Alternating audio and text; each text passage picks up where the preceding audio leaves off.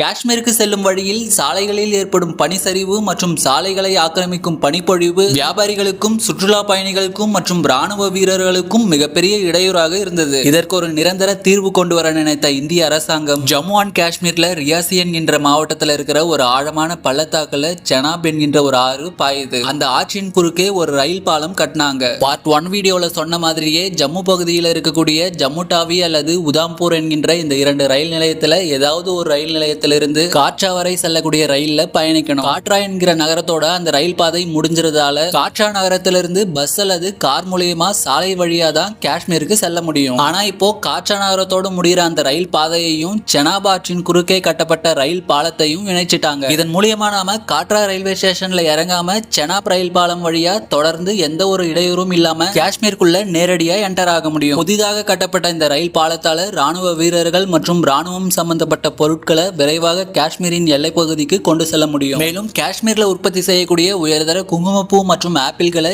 India முழுவதும் விரைவாக கொண்டு சேர்க்கவும் இந்த செனாப் ரயில் பாலம் மிக முக்கிய பங்கு வகிக்குதுன்னு சொல்லலாம். எல்லாம் ஓகே தான். ஆனா இந்த ரயில் பாலத்தை பிரைட் ஆஃப் இந்தியான்னு ஏன் சொல்றாங்கன்னு தெரியுமா? பார்ட் 3 வீடியோல பார்க்கலாம்.